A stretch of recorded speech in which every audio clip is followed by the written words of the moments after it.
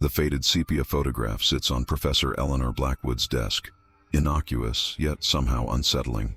The edges are worn, yellowed with age, and there's a slight tear in the top right corner. It shows a family, mother, father, and 3 children, posed stiffly in the formal style typical of early 20th century portraiture. The date scrawled on the back reads June 17, 1912. For those just joining us, I'm Dr. Marcus Webb from the Department of Historical Photography at Cambridge University. Today we're examining what appears to be an ordinary family portrait from 1912, discovered in the attic of the Thornfield estate in northern England. What initially caught our attention was the provenance, Eleanor explains, her voice measured and academic. The Thornfield family disappeared without explanation in the winter of 1912, merely months after this photograph was taken. The house remained abandoned until 1957, when it was purchased by the National Trust. Marcus nods, his expression serious beneath his salt and pepper beard. The disappearance caused quite a stir at the time. Newspaper archives show weeks of headlines speculating on their fate. Some suggested financial troubles forced them to flee. Others whispered about marital discord or scandal. Eleanor picks up the photograph with gloved hands, holding it carefully by the edges. Standard procedure for examining historical photographs includes digital scanning at various resolutions. We also use specialized lighting to reveal details not visible to the naked eye. The Thornfields were quite prominent in Yorkshire society. Marcus continues, adjusting one of the monitors. Richard Thornfield inherited a substantial fortune from his father's textile manufacturing business. Catherine, his wife, came from landed gentry. They were known for their philanthropy and social gatherings, which makes their disappearance all the more puzzling, Eleanor adds. People of their standing don't simply vanish without explanation. There would have been extensive searches, investigations, and there were, Marcus confirms. The local constabulary, later assisted by Scotland Yard, conducted a thorough investigation. They interviewed all the household staff, neighbors, business associates, found nothing conclusive. The family stares out from the past, frozen in time. The father, stern-faced with a waxed mustache and high collar. The mother, her expression unreadable, hands folded primly in her lap. 2 girls in matching pinafores, perhaps 7 and 9, and a small boy, no more than 4, clutching a wooden toy. Initial examination revealed nothing unusual, Marcus continues. The clothing, poses, and photographic technique are all consistent with portraiture from 1912. The photographer's stamp on the back identifies it as the work of Harold Winters, a well-respected society photographer in Yorkshire during that period. Winters had quite a distinguished clientele, Eleanor remarks. His portraits were highly sought after among the upper classes. His technique was considered innovative for the time, particularly his use of light and shadow. We begin with basic enhancement techniques, she explains, typing commands on the keyboard, adjusting contrast, sharpening details, analyzing the chemical composition of the paper, and developing agents. Photography in 1912 was still a relatively formal affair, Marcus explains, especially for family portraiture. The subjects would need to remain still for extended periods. Children were often posed with toys or other objects to help them maintain their position.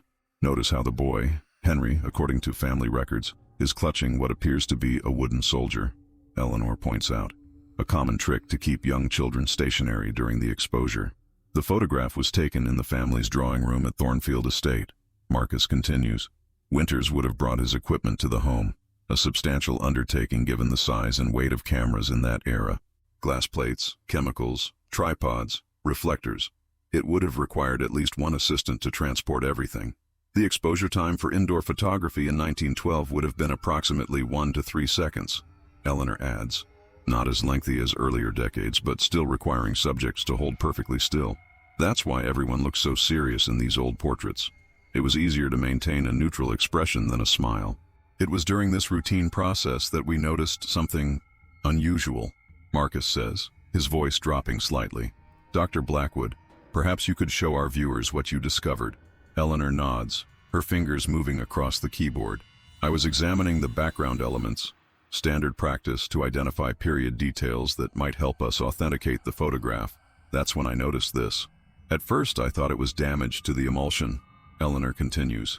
But when I enhanced this section, what initially appeared to be a shadow or imperfection in the developing process now reveals itself as something else entirely. A figure standing in the doorway behind the family, barely visible, almost translucent, but unmistakably there. A tall, thin silhouette, watching. No one else was supposed to be in this photograph, Marcus says quietly. The family was alone in their drawing room according to Winter's session notes, which we found in his archived business records. Could it be an assistant? Eleanor muses. Perhaps someone who accidentally stepped into frame during exposure? Marcus shakes his head. Winters was known for his meticulous attention to detail. His notes specifically state that he worked alone that day, having sent his usual assistant home with a fever.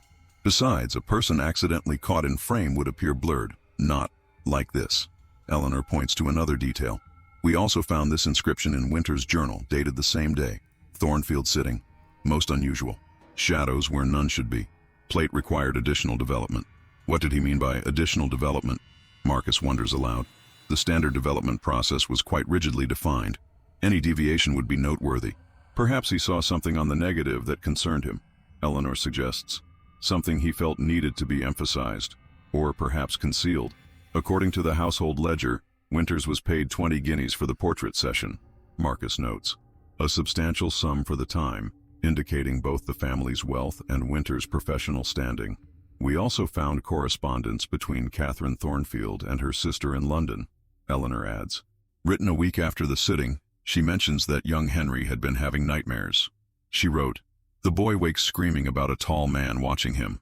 Richard thinks it mere childish fancy, but I find myself uneasy. Perhaps it was the photography session that unsettled him. All those strange machines and chemicals must seem frightening to a child. We decided to examine the photograph using spectral imaging," Eleanor continues. This technique allows us to see details invisible to the human eye, including elements that might have been deliberately obscured during development. The figure in the doorway becomes more distinct, but still frustratingly unclear. The chemical composition is unusual, Eleanor notes, pointing to areas highlighted in vibrant blue. This indicates silver nitrate concentrations inconsistent with standard development practices of the period, almost as if the image was developed multiple times, Marcus adds, or using different chemical baths for different sections. That's when we contacted Dr. Sophia Chen at MIT. Marcus explains. Dr. Chen has developed revolutionary algorithms for photographic restoration and enhancement. What Professor Blackwood sent me was fascinating, Dr. Chen begins. The photograph contains multiple exposure layers, almost as if the image was captured in several stages, though this would have been extremely unusual for portraiture of that era. She demonstrates on her own computer, peeling back digital layers of the image. Using computational photography techniques, I was able to separate these layers and enhance them individually. Could this be some form of early composite photography? Eleanor asks. Unlikely, Dr. Chen responds. Composite photography in that era typically involved combining different negatives during printing. What we're seeing here is more like the same scene photographed multiple times on the same plate with slight temporal shifts between exposures. In the first layer, we have only the family, Dr. Chen explains, but in subsequent layers, we begin to see movement. The barely visible figure in the doorway appears to step forward with each layer, moving closer to the family, who remain frozen in their poses. This is technically impossible for photography of that period, Eleanor interjects, her professional composure slightly shaken. Exposure times were too long for this kind of sequence to be captured accidentally, unless, Marcus adds, it was deliberate. But why would a photographer create such an effect? And why would the family not mention the presence of another person? There's something else, Dr. Chen adds. The chemical analysis suggests these additional exposures might have been captured at different times, possibly hours or even days apart, yet somehow merged into the same photographic plate. That contradicts everything we know about photographic technology of the era, Eleanor protests. A plate once exposed would be immediately developed. There was no method for adding additional exposures later. Which is why this is so extraordinary, Dr. Chen replies. Either Winters developed techniques far beyond his contemporaries, or she leaves the thought unfinished, the implications hanging in the air between them. Or we're looking at something that defies conventional explanation, Marcus finishes quietly. Dr. Chen continues her analysis. The most disturbing element appears when we enhance the final layer. At first, nothing seems amiss, but as the enhancement algorithm runs, something becomes visible, reflected in the glass cabinet behind them. A face, not belonging to any family member, appears to be peering over the shoulder of the small boy. The features are distorted, elongated, with eyes that seem too large and a mouth stretched in an unnatural smile. Good Lord, Marcus whispers. What is that? We initially suspected photographic manipulation, Eleanor says, her voice steady despite the disturbing image. Early photographers were known to create spirit photographs using double exposures and other tricks. It was quite a profitable business in the late Victorian era. Grieving families would pay substantial sums for images supposedly showing their departed loved ones. But Winters wasn't known for such practices, Marcus counters. He was a technical purist who prided himself on unaltered images.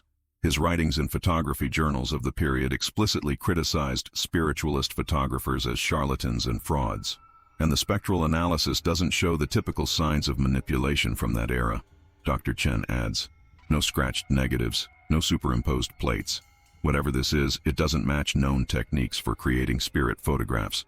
We discovered something else, Eleanor says. Microscopic text, barely visible, scratched into the emulsion around the borders of the photograph. It appears to be Latin, Marcus explains. When translated, it reads, "What watches also waits. What waits also follows." It's so small, Eleanor notes, no more than a millimeter in height. It would have required incredible precision to inscribe. And for what purpose? It's not visible to the naked eye, almost as if it wasn't meant to be seen by the subjects, Marcus muses, but rather to serve some other function. Eleanor looks up from the microscope. We found similar inscriptions on other Winters photographs from the same period, all families who later experienced tragedy or disappearances. Between 1910 and 1914, Harold Winters photographed 27 families in Yorkshire, Marcus narrates. Of those, 14 families suffered unexplained tragedies within months of their portraits being taken. The Carstairs family, photographed April 1911, their twin daughters went missing during a garden party 3 months later, Eleanor notes. The Pemberton Hughes, September 1911. The entire household found abandoned, breakfast half-eaten on the table, no signs of struggle. The pattern is consistent, Marcus adds. Children reported nightmares or imaginary friends following the photography sessions. Strange occurrences in the homes. Objects moved, unexplained noises, servants quitting without notice. Then, typically between 40 and 50 days after receiving their finished portraits, tragedy struck. But was Winters documenting these phenomena or somehow causing them? Eleanor asks. That's what led us to investigate his personal history. Harold Winters was born in 1878 in a small village outside York, Marcus explains. His father was a chemist, which may explain his early interest in photography, a field heavily reliant on chemical processes. He showed remarkable talent from a young age. Eleanor continues. By 25, he had established himself as a skilled portrait photographer, but it was his apprenticeship with Theodore Blake that truly launched his career. Blake was notorious in certain circles for his interest in spiritualism and the occult, popular fascinations during the Victorian and Edwardian eras, Marcus adds. The late Victorian period saw an explosion of interest in spiritualism, Eleanor elaborates. The bereaved sought comfort in the possibility of communicating with departed loved ones. Photography was seen as a potential bridge between worlds, a scientific means of capturing what the human eye could not see. Blake claimed his camera could capture images from the other side, Eleanor continues. He died under mysterious circumstances in 1909, after which Winters inherited his equipment and studio. Blake's death was ruled a suicide, Marcus notes. But newspaper accounts suggest unusual aspects to the case. His body was found in his darkroom, surrounded by shattered glass plates and chemical burns on his hands and face. His journal entries in the weeks leading to his death describe something coming through and the lens growing thinner between worlds. This is one of Winters' cameras preserved in the Yorkshire Photography Museum, Eleanor explains. It's a modified Lancaster plate camera from around 1905, but with unusual custom alterations. She points to strange symbols etched into the brass fittings and unusual modifications to the lens assembly. The standard Lancaster models didn't have these aperture configurations, she notes, and this secondary lens element appears to be made of an unusual glass composition. Preliminary spectrographic analysis suggests high levels of lead and other rare minerals. We consulted Dr. Nathaniel Parker, an expert in historical occult practices at Edinburgh University, Marcus says. These modifications are consistent with devices purported to capture images of spiritual entities, Dr. Parker explains. The symbols are a mixture of alchemical notations and corrupted Enochian script, an alleged angelic language recorded by John Dee in the 16th century. He points to specific markings. This particular configuration suggests an intention not just to observe spiritual entities, but to bind them somehow to the photographic process. Bind them? What do you mean exactly? Eleanor asks. Dr. Parker looks uncomfortable. In esoteric traditions, binding refers to constraining a spirit or entity to a physical object or location. These symbols here, they're part of what occultists would call a summoning circuit. And these, along the edge of the lens housing, form what might be termed a containment framework. You're suggesting that Winters believed he could trap spirits in his photographs? Marcus asks skeptically. Not necessarily spirits of the dead, Dr. Parker clarifies. Some traditions speak of entities that exist alongside our reality. Not ghosts, but something else. Beings that normally can't fully manifest in our world. And the Latin inscription? What watches also waits. What waits also follows, Eleanor prompts. That appears to be a warning, Dr. Parker replies gravely, or perhaps a description of the entity's nature. Many occult traditions hold that certain beings cannot affect our world unless acknowledged or invited. The act of seeing them, of recognizing their existence, grants them a foothold. The implications are disturbing, Eleanor admits. If we take these modifications at face value, which I must emphasize contradicts all scientific understanding, Winters' camera was designed to capture more than just light. Let's consider what we actually know, Marcus says, ever the rational scientist. We have photographs with unusual characteristics. We have a camera with unconventional modifications. We have families who experience tragedies after being photographed. These are facts. But correlation doesn't imply causation, Eleanor acknowledges. Perhaps Winters was simply documenting families who were already experiencing unusual phenomena. Perhaps he modified his camera in an attempt to better capture what they were reporting. Or perhaps he was delusional, Marcus suggests. The occult symbolism could be meaningless, the product of a disturbed mind. The tragedies might be coincidental or even influenced by suggestion. If families believed something strange was happening, they might interpret ordinary events as supernatural. That doesn't explain the technical anomalies in the photographs, Eleanor counters. The multiple exposure layers that shouldn't be possible with the technology of the time. To better understand what might have happened to the Thornfield family, Marcus continues, we decided to visit the estate where the photograph was discovered. Thornfield Estate has been maintained as a historical site since the National Trust acquired it, Eleanor narrates as they walk up the gravel drive. Most notably, the family's rooms were left largely untouched after their disappearance, preserved first by local authorities investigating the case, and later as a matter of historical interest. The architecture is typical of the 1870s Gothic revival, Marcus observes. The Thornfield fortune was built on textile manufacturing during the Industrial Revolution. Richard Thornfield's father, James, commissioned this house in 1872 as a symbol of the family's rise to prominence. They are greeted by the estate's curator, Mrs. Hamilton, an elegant woman in her 60s. The Thornfield mystery has been part of local lore for generations, Mrs. Hamilton explains as she leads them through the house. The family, Richard and Catherine Thornfield, along with their children Elizabeth, Margaret, and young Henry, were last seen by their staff on December 3, 1912. No trace of them was ever found, Eleanor asks. None, Mrs. Hamilton confirms.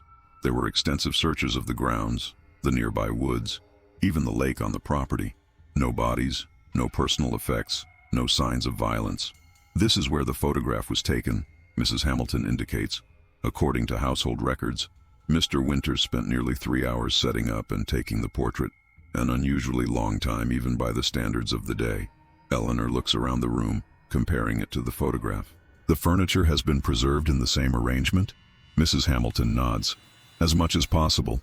The police were quite thorough in documenting everything during their investigation. It's extraordinary how well preserved everything is, Marcus comments, examining a collection of porcelain figurines. It's like stepping back in time. That was precisely the intention, Mrs. Hamilton explains. When the National Trust acquired the property, they recognized the historical significance of the Thornfield mystery. They made a deliberate decision to maintain the family rooms as they were in 1912. The household staff reported unusual occurrences following the photography session, Mrs. Hamilton continues. Objects moved without explanation. Strange noises at night. Several maids resigned in the weeks that followed. What kind of noises? Eleanor asks. Scratching in the walls, Mrs. Hamilton replies. Footsteps in empty corridors. One maid claimed to have seen a tall figure standing at the foot of young Henry's bed.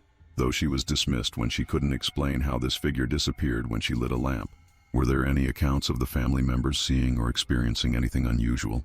The governess mentioned that young Henry became withdrawn after the photograph was taken. Mrs. Hamilton replies, "He spoke of a tall friend who visited him at night and promised to take him on adventures. The parents dismissed it as childish imagination." "And the other children?" Marcus inquires. "Elizabeth and Margaret, did they report anything?" Elizabeth, the eldest, began to complain of headaches and difficulty sleeping. Mrs. Hamilton says, "The family physician diagnosed nervous exhaustion and prescribed rest." Margaret, the middle child, apparently became obsessed with the family portrait, spending hours staring at it in the hallway where it was hung. "Where is the original frame now?" Eleanor asks. "In storage," Mrs. Hamilton responds. "It was damaged during the initial investigation. The glass cracked under mysterious circumstances. I can have it brought out if you'd like to examine it." "Please," Eleanor nods. "That would be most helpful." "And on the night of their disappearance?" "A winter storm," Mrs. Hamilton says. "The staff quarters were in a separate wing. They reported hearing screams shortly after midnight, but the connecting passage was blocked by fallen debris from the storm. By morning, when they could access the family wing, all 5 Thornfields were gone. No signs of forced entry? No evidence of violence?" Eleanor asks. "None," Mrs. Hamilton confirms. "Their beds had been slept in. A half-finished cup of tea sat in the mother's room. The father's pocket watch was on his nightstand, still ticking. It was as if they had simply vanished while in the midst of their evening routines." "What about personal belongings?" Marcus inquires. "Clothing? Valuables?" "Everything remained," Mrs. Hamilton says. "Catherine's jewelry was in her dressing table. Richard's wallet contained over 50 pounds, a considerable sum at the time. The children's toys were still in the nursery. Whatever happened, they took nothing with them." "Were there any theories at the time?" Eleanor asks. Beyond the obvious speculation about foul play, Mrs. Hamilton hesitates. The official investigation focused on rational explanations: kidnapping, murder, even voluntary disappearance. But locally, well, there were other rumors. "What kind of rumors?" Marcus presses. The more superstitious locals spoke of the tall visitor. Mrs. Hamilton admits reluctantly. "An old Yorkshire legend about an entity that takes entire households, always after they've been seen in some way, photographed, painted, even reflected in new mirrors. The legend dates back centuries, long before photography. And this entity, what does it supposedly do with those it takes?" Eleanor asks. "The stories vary," Mrs. Hamilton says. "Some say it collects them for some unknowable purpose. Others claim it takes them to another world or dimension. The common thread is that children are always taken first, in spirit, if not in body." The official investigation focused on conventional explanations. Marcus narrates. Kidnapping, flight, or possibly murder, though without bodies the latter was difficult to prove. The investigating officer, Inspector James Hardwick, was methodical, Eleanor notes, reading from the files. He interviewed every person who had contact with the family in the weeks before their disappearance. Servants, tradespeople, social acquaintances. He found nothing conclusive. "One detail caught our attention," Eleanor adds. "A statement from the family's cook mentioned that in the weeks before their disappearance, all 3 children complained about the man in the photograph watching them." "Watching them?" Marcus repeats. "Not the man in the photograph, but the man watching from the photograph?" "That's how it's phrased," Eleanor confirms. When questioned further, the cook explained that the children said the figure in their family portrait moved when no one else was looking. Initially, only Henry claimed to see this, but eventually all 3 children reported the same phenomenon. "Mass suggestion, perhaps," Marcus suggests. "The younger children influenced by their brother's imagination." "Possibly," Eleanor concedes. "But listen to this. The housekeeper reported finding the frame knocked off the wall on 3 separate occasions, with no apparent cause. And each time the children claimed he was trying to get out. We wanted to conduct our own analysis of the space," Eleanor explains, "using everything from thermal imaging to electromagnetic field detection, standard tools for investigating historical sites. It's worth noting that old houses often exhibit unusual environmental characteristics," Marcus adds. "Uneven heating, air currents, settling foundations, all of which can create phenomena that might be interpreted as supernatural by suggestible individuals. Particularly in the Edwardian era," Eleanor agrees, "when scientific understanding of such phenomena was limited and belief in supernatural explanations was more widespread. As darkness falls, the equipment begins to register anomalies. Temperature fluctuations appear on the thermal camera. The EMF detector gives irregular readings. These readings could have perfectly natural explanations. Marcus cautions. Old houses with outdated wiring often produce unusual electromagnetic patterns. The temperature variations are interesting, though, Eleanor observes. They don't follow the pattern you'd expect from normal heat dissipation or drafts. They're localized and mobile. Marcus adjusts one of the sensors. The building materials themselves could be a factor. Victorian construction used a variety of materials that can affect temperature and electromagnetic fields differently than modern buildings. Eleanor nods, but continues adjusting the equipment. We also brought a replica of Winter's camera, reconstructed based on the museum specimen. We wanted to see if the unique lens configuration might explain some of the anomalies in the original photograph. The replica isn't exact, of course, Marcus clarifies. We couldn't replicate the unusual glass composition in the secondary lens element, but the physical configuration and aperture settings are accurate. They set up the replica camera, positioning it exactly where Winters would have stood in 1912. Marcus peers through the viewfinder. The perspective matches the original photograph, he confirms. But there's something odd about the optical properties of this modified lens. It creates a strange distortion in the peripheral areas of the frame. Eleanor takes her turn looking through the camera. It's almost as if the edges of the frame are capturing a slightly different temporal plane than the center. That's not scientifically sound terminology. Marcus chides gently. I know, Eleanor admits. But I'm struggling to describe what I'm seeing. The center of the frame shows the room exactly as it is, but the edges seem to capture echoes or after images, as if the light is being processed differently. The lens configuration is certainly unusual, Marcus acknowledges. The secondary element creates an effect similar to a soft focus, but only at the periphery. It's possible Winters was experimenting with artistic techniques. But why? Eleanor wonders. The aesthetic standards of the time favored clarity and definition in portraiture. This configuration deliberately introduces distortion, unless, Marcus suggests, the distortion was a side effect of some other intended purpose. As they continue their investigation, the room grows noticeably colder. Their breath begins to fog in the air. Temperature has dropped nearly 15 degrees in the last 5 minutes, Marcus notes, checking the instruments. No obvious draft or ventilation issue to explain it. The cold spot is moving, Eleanor observes, watching the thermal imaging display. Crossing the room from the doorway toward the center, a soft clicking sound draws their attention to the replica camera. Though no one has touched it, the shutter is opening and closing rhythmically. That's not possible, Eleanor whispers. There's no automatic mechanism in that design. Mechanical failure, Marcus suggests, but without conviction. The spring tension must have been set incorrectly. The EMF detector suddenly spikes, its alarm blaring in the quiet room. At the same moment, the lights flicker and die, plunging them into darkness.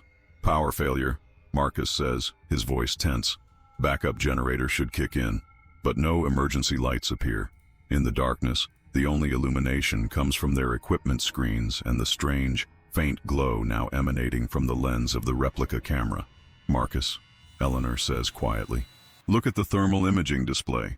The screen shows a cold spot taking shape in the doorway, exactly where the figure had appeared in the original photograph. The amorphous blue area gradually forms a humanoid silhouette. It's just a draft, Marcus says, but his scientific certainty sounds hollow in the darkness. It's moving in a pattern inconsistent with air currents, Eleanor counters. And look, it's maintaining a consistent shape despite crossing through different temperature zones in the room. The camera's shutter continues its rhythmic clicking, faster now. With each click, the thermal image of the figure appears to move slightly, coming closer, step by step. We should document this, Marcus decides, his scientific curiosity overcoming his unease. Eleanor, can you record the thermal imaging? I'll try to capture whatever's happening with the camera. Eleanor fumbles for her flashlight. When the beam cuts through the darkness, the doorway is empty, but the reflection in the glass cabinet across the room shows a tall, thin figure standing directly behind them. Both researchers spin around. Nothing is there. Did you see that? Eleanor gasps. In the reflection, a trick of the light, Marcus suggests, but his voice wavers. The flashlight beam reflecting off multiple glass surfaces can create the illusion of figures. That wasn't an illusion, Eleanor insists. It had definition, structure. It looked like a person wearing outdated clothing. Edwardian, perhaps even Victorian. We need to leave, Marcus says firmly. Equipment malfunction or not, this isn't safe. As they hurriedly pack their gear, Eleanor's flashlight beam catches something on the wall. A shadow that doesn't match any object in the room. It moves independently, sliding across the Victorian wallpaper. "Marcus," she breathes. The wall. He looks up in time to see the shadow form into a distinct shape. A tall figure with unnaturally long limbs and a featureless face. It seems to watch them for a moment before melting into the corner where wall meets ceiling. "That's not possible," Marcus whispers. "Shadows don't move independently of their casting objects. Unless," Eleanor says, "what we're seeing isn't a shadow at all, but something using the shadow as a medium of some kind." They waste no time gathering their remaining equipment. As they rush toward the door, the replica camera gives one final, loud click. The sound echoes through the room like a gunshot. The camera activated itself again, Marcus notes, pausing despite his fear. "Leave it," Eleanor urges. "We can come back for it tomorrow in daylight." "We can't leave it," Marcus argues. "If there's something unusual happening with the equipment, we need to document it properly. That's what scientists do. We observe, we record, even when faced with the inexplicable." Reluctantly, he approaches the camera.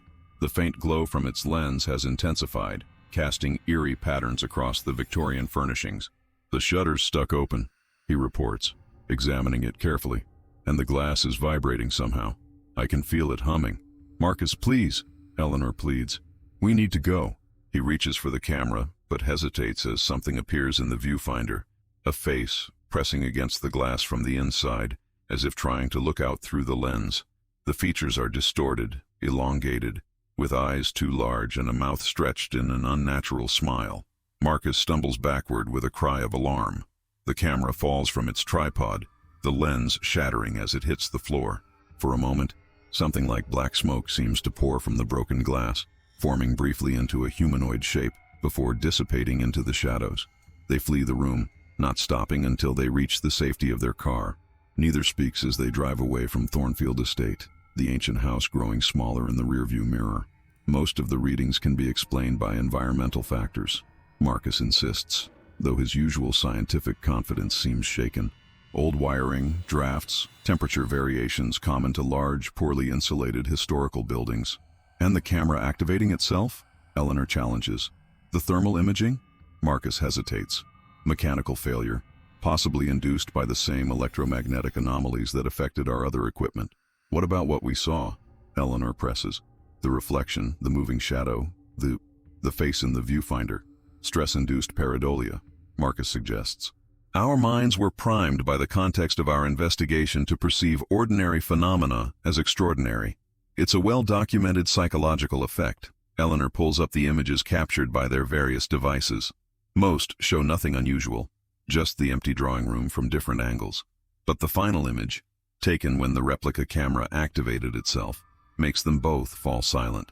In the photograph, Eleanor and Marcus can be seen from behind, packing their equipment, but standing between them, clearly visible despite the darkness, is a tall, emaciated figure in early 20th century clothing.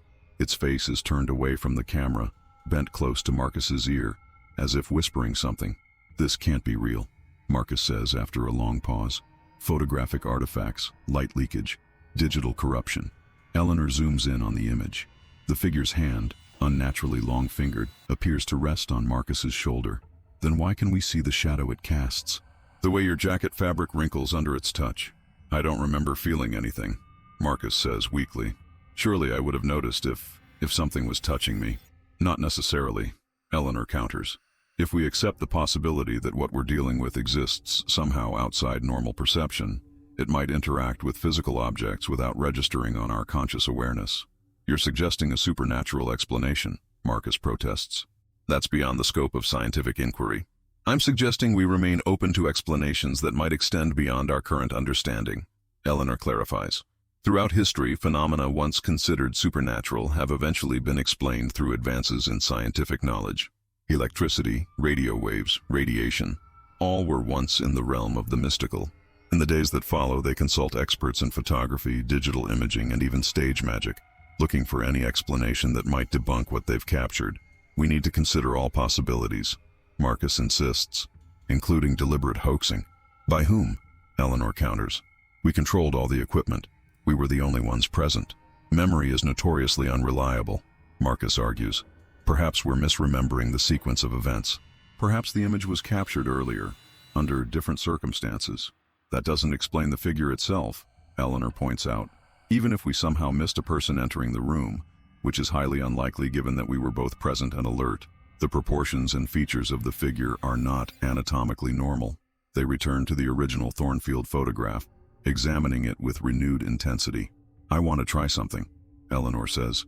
Dr. Chen mentioned multiple exposure layers. What if we separate them completely and analyze each one independently? Using Dr. Chen's algorithm, they extract 5 distinct layers from the original photograph. Viewed in sequence, they tell a chilling story. In the first layer, the family sits posed and proper, just as expected. In the second, the mysterious figure appears in the doorway. In the third, the figure has moved closer to the family, now standing just behind them. None of the family members appear to notice. In the fourth, the figure is bending down behind the small boy, its elongated hand reaching toward the child's shoulder. In the fifth and final layer, something has changed in the family's expressions. Their faces, previously solemn but normal, now show subtle signs of distress. The father's jaw is clenched. The mother's eyes are widened slightly. The older girls appear rigid. And the little boy, his face is no longer visible, turned at an angle that hides everything except the edge of what might be a smile. This progression is impossible, Marcus says, shaking his head. Even with modern digital technology, creating something like this would be challenging. In 1912, it would have been beyond the capabilities of even the most skilled photographer. Unless, Eleanor suggests, Winters wasn't creating these images, but capturing them, recording something that was actually happening, but at a rate or in a spectrum not normally visible to human perception. I've discovered something else, Marcus says, his voice uncharacteristically subdued. He brings up the records they've collected on the other families photographed by Winters who later experienced tragedies. I've been researching what happened to each of them, he explains. The disappearances, accidents, and unexplained deaths all have something in common. He displays a timeline. In each case, the children were affected first. They reported seeing a figure or a tall friend, or experienced nightmares. The adults either didn't notice or dismissed these accounts. And in each case, whatever happened to the family occurred exactly 47 days after their photograph was taken. 47 days, Eleanor repeats. Is there any significance to that number? In certain occult traditions, 47 is associated with thresholds or transitions. Marcus admits reluctantly, I've been doing some research into the occult aspects of this case, purely as a historical context. He adds hastily. Eleanor checks the date on the back of the Thornfield photograph. June 17, 1912. She counts forward. That would make the 47th day August 3rd. And according to police reports, Marcus confirms, the family disappeared on the night of December 3rd. But that's 4 months later, Eleanor points out. Marcus nods. That bothered me too until I found this. He displays a page from the photographer's appointment book. Winters returned to Thornfield Estate on October 18, 1912. He brought proofs of the family portrait. Proofs? But the original photograph is dated June, Eleanor says, confused. Apparently there was some issue with the initial development, Marcus explains. Winters' notes mention unsatisfactory results and requiring additional processing. He didn't deliver the final prints until October. So if we count 47 days from October 18th, Eleanor calculates. December 3rd, Marcus concludes. The night they vanished. They fall silent, contemplating the implications. There's more, Marcus finally continues. I managed to track down birth and death records for Harold Winters. He displays the documents on screen. Harold Winters died on November 30th, 1914. Cause of death, suicide. He left a note that read only, "It has taken too many. I cannot stop it. Forgive me." Taken too many, Eleanor repeats. He knew something was happening to these families. He felt responsible, and yet he continued photographing people until his death, Marcus notes. Even after the Thornfields disappeared, Eleanor studies the death certificate. But look at his birth date, February 14th, 1878. And here's his photograph from 1913. The image shows a man who appears to be in his 60s, not his 30s as his birth date would suggest. I thought it might be a recording error, Marcus says, but I found earlier photographs of Winters. He displays a series of images showing Harold Winters at different points in his career. In photographs from 1905, he appears to be a man in his late 20s, consistent with his birth date. But each subsequent photograph shows him aging at an accelerated rate. Something was consuming him, Eleanor murmurs. Or something was using him, Marcus counters. Like a conduit. They turn their attention back to the Thornfield photograph and the mysterious figure captured within it. We need to understand what Winters did to his camera, Eleanor decides. The modifications, the symbols, they're the key to understanding what happened to these families, and potentially what's happening now, Marcus adds, glancing at the photograph from Thornfield Estate showing the figure standing behind them. They consult again with Dr. Parker, the occult historian. These symbols form a pattern I've seen in certain obscure texts, Dr. Parker explains, examining the engravings on Winters' camera. They relate to an entity called the Long Visitor in some traditions, a being that exists between moments of time, only visible in the peripheral vision or in reflections. And what does this entity do? Marcus asks. Dr. Parker looks uncomfortable. According to the texts, it collects, particularly children, who can perceive it more easily than adults. Collects for what purpose? Eleanor presses. The accounts are unclear, Dr. Parker admits. Some suggest it feeds on youth or potential. Others imply it takes them somewhere else, another plane of existence. The texts are fragmentary at best. And how is it connected to photography? Marcus asks. Early practitioners of spiritualism believed that photography could capture images of the spiritual world because the chemical process somehow bridged different planes of reality. Dr. Parker explains. Theodore Blake, Winters' mentor, was apparently attempting to create a camera that could not only capture images of such entities, but could also invite them. Invite them? Eleanor repeats. For what purpose? Communion, perhaps, Dr. Parker suggests. Or power. The occult societies of the Victorian era were often driven by a desire to access knowledge beyond human understanding. Blake's writings suggest he believed these entities possessed information about the fundamental nature of reality. But something went wrong, Marcus guesses. Dr. Parker nods gravely. Blake's final journal entries suggest he realized too late that what he had contacted was not what he believed. His last coherent entry reads, "It does not share, it takes, and now it has seen us all through the lens." Back in their laboratory, Eleanor and Marcus attempt to make sense of everything they've learned. If we accept, just as a theoretical framework, that Winters' modified camera somehow captured or attracted this entity, Eleanor reasons, then the photographs themselves became a kind of portal or tether. And when he delivered the final prints to the families, Marcus continues the thought, he was unknowingly bringing this entity into their homes. The children saw it first, Eleanor adds, perhaps because, as Dr. Parker suggested, they're more perceptive to such phenomena, or perhaps because it deliberately targeted them. But why did Winters keep doing it? Eleanor wonders. If he realized what was happening, Marcus considers this.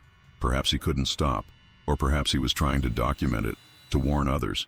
His suicide note suggests he felt responsible but helpless. What about the 47-day interval? Eleanor muses. Why would this entity wait precisely that long before taking the families? Perhaps it's not a matter of waiting, Marcus suggests. Perhaps it requires that specific period to fully manifest, or to create whatever conditions it needs to collect its victims.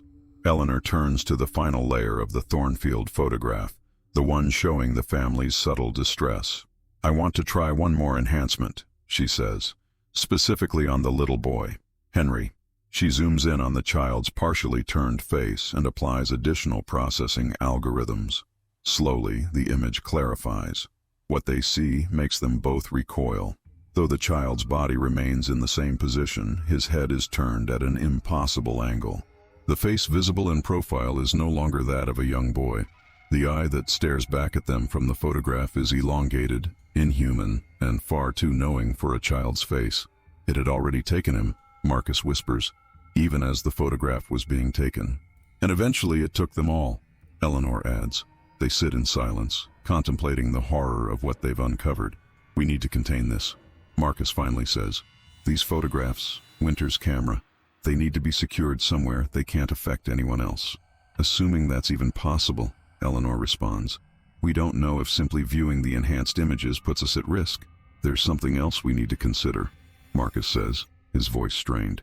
The camera we brought to Thornfield Estate, the replica. Eleanor's expression changes as she realizes the implication. The shutter that activated itself.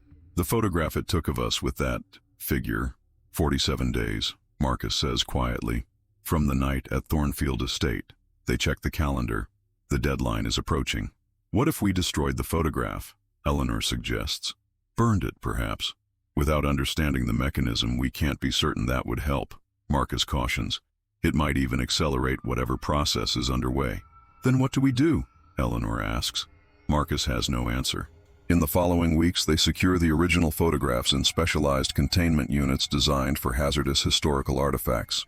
Winter's camera is placed in a lead-lined box with the symbols on its brass fittings carefully covered with inscriptions that Dr. Parker assures them should bind whatever influence it might exert. But the replica camera and the photograph it took remain in their laboratory, objects of both dread and scientific curiosity. We should destroy it, Marcus argues. We don't fully understand what we're dealing with. If we destroy it without understanding, we learn nothing, Eleanor counters. What if there are other cameras out there? Other photographs? We need to know how to neutralize them. As the 47th day approaches, both researchers experience unsettling incidents. Objects moved when they aren't looking. Reflections that don't quite match their movements. The sense of being watched. Marcus reports hearing whispers at night, words in a language he doesn't recognize but somehow understands. Promises of knowledge, of seeing beyond the veil of ordinary perception. It speaks of wonders. He confesses to Eleanor. Things no human has ever witnessed. Realities beyond our comprehension. It's trying to entice you, Eleanor warns. Remember what happened to the Thornfields, to all those families. But what if they weren't victims? Marcus asks, his eyes feverish. What if they were chosen? What if what we perceive as disappearance was actually transcendence? Eleanor finds herself drawn to the photograph taken at Thornfield Estate, studying it for hours, noticing new details each time. The figure standing between them seems more defined with each viewing, its features becoming clearer, more familiar. I dreamed about it last night, she admits to Marcus. It showed me things, the spaces between moments, the thin places where realities overlap. It was terrifying, but also beautiful somehow. We're both being affected, Marcus realizes. Our objectivity is compromised. Perhaps that's the point, Eleanor suggests. Perhaps objective observation is insufficient to comprehend what we're dealing with. Perhaps understanding requires a kind of participation. On the morning of the 47th day, Marcus doesn't arrive at the laboratory. Eleanor calls his home repeatedly with no answer. Finally, she goes to his apartment. The door is unlocked. Inside, everything is meticulously organized, as if Marcus was preparing for a long absence. On his desk is a handwritten note. Eleanor, I understand now. It doesn't take us against our will. It shows us what we could see, what we could know. The children go first because they can perceive without preconceptions. I've seen through the lens what exists between moments of time. It's beautiful and terrible. Don't look for me. By the time you read this, I'll be somewhere you cannot follow. At least not yet. The camera is the key. It always has been. Not just to seeing, but to crossing. Beside the note sits a photograph Eleanor has never seen before. Marcus standing in his apartment, but with him is the tall figure. Its arm now draped familiarly around his shoulders.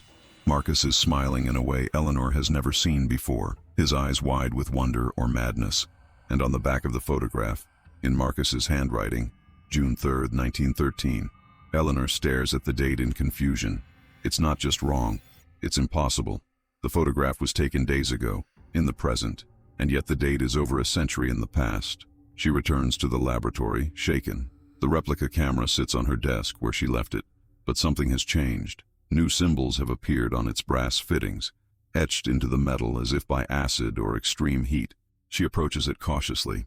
Through the viewfinder, the laboratory looks different, the colors more vivid, the shadows deeper and somehow alive with movement. In the corner of the frame, she glimpses something tall and thin, beckoning. Eleanor steps back, her scientific mind warring with primal fear. She places the camera in a containment unit similar to the one holding the original artifacts. That night, alone in her office, she records her final observations. The Thornfield photograph appears to have been the first documented case of what I'm now calling threshold photography. Images that capture not just light, but something that exists at the boundaries of our perception. Whether Winters created this phenomenon or merely discovered it remains unclear. My colleague, Dr. Marcus Webb, has gone missing. I believe he has fallen victim to whatever influence these photographs exert. I cannot follow where he has gone, nor am I certain I would want to. The entity appears to operate according to consistent rules. It requires a specific type of photographic process to initially manifest. It interacts first with children or those with more receptive perceptions. It requires exactly 47 days from when its image is first delivered to when it can collect. Most disturbingly, it seems to exist outside our normal temporal framework. The photograph of Marcus was dated 1913, suggesting that whatever collection means, it may involve displacement in time as well as space. I am securing all evidence and artifacts related to this investigation, including this recording, in the university's restricted archives. Access should be limited to prevent further incidents. To any future researcher who encounters these materials, be warned. To see is to invite. To study is to become known by what you study.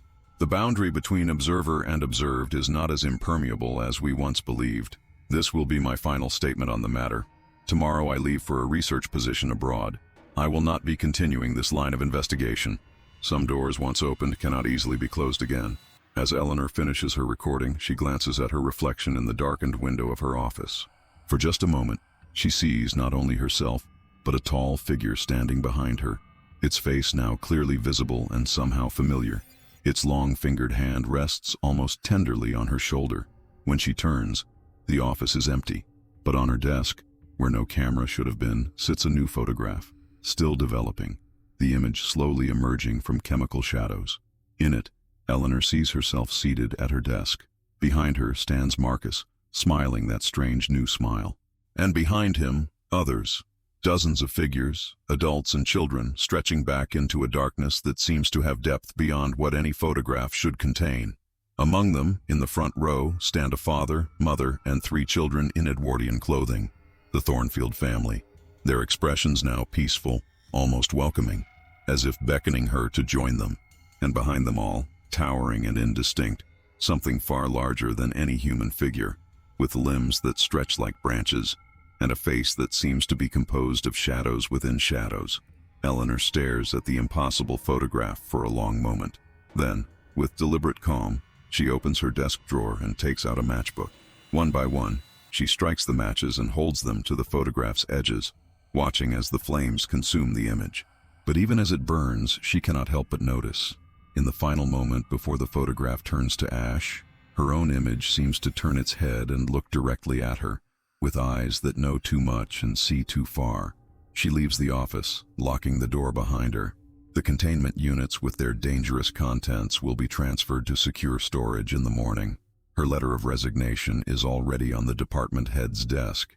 As she walks through the darkened corridor, she cannot shake the feeling of being followed. In the reflective surfaces she passes, windows, glass cabinets, framed photographs, she catches glimpses of a tall, thin figure keeping pace just behind her, always vanishing when she turns to look. That night in her apartment, she packs for her departure. Her flight leaves early the next morning for a research position in New Zealand, as far from Thornfield Estate and its mysteries as she can manage. As she closes her suitcase, she notices something on her bedside table that wasn't there before. A small antique camera. Not Winter's camera, which remains secured in the laboratory, but one of similar vintage. Its brass fittings gleam in the lamplight, newly etched with familiar symbols. And beside it, a photograph, herself, asleep in the very bed she now stands beside, while a tall figure bends over her, its elongated fingers almost but not quite touching her face. The image is dated December 3rd, 1912. Eleanor backs away, her heart pounding. The camera on the bedside table clicks once, its shutter opening and closing of its own accord. From its lens spills a faint otherworldly light that seems to bend the shadows of the room into impossible shapes. In that light, the air itself seems to thin, revealing what might be a doorway where none existed before, a threshold leading somewhere beyond normal perception. And through it, faintly visible, stands Marcus, his hand extended in invitation, his eyes filled with the wonder of what he has discovered. Behind him, barely discernible in the strange light, stand others, the Thornfields, other families from other photographs, all watching, all waiting, all inviting her to step across. Eleanor takes one step backward, then another. Her scientific mind rebels against what she's seeing, even as another part of her yearns to understand, to experience, to know. The camera clicks again. The doorway widens. The figures become clearer. Eleanor's hand finds the doorknob behind her. With a final wrenching effort of will, she turns away from the impossible vision, pulls open her bedroom door and flees into the night. The screen fades to black as a final narration concludes. Some mysteries are not meant to be solved, some knowledge is not meant to be obtained, and some photographs are not meant to be developed. We glimpse the world through lenses of our own making, never fully seeing what might be glimpsing back at us from the other side of the frame. A final image appears, a vintage camera on a shelf, its lens cap removed, pointing directly at the viewer. For just a brief moment, a reflection seems to move across the glass of the lens, something tall and thin coming closer. Then the screen cuts to black, leaving only the shadow frame's logo and a single line of text. What watches also waits. What waits also follows.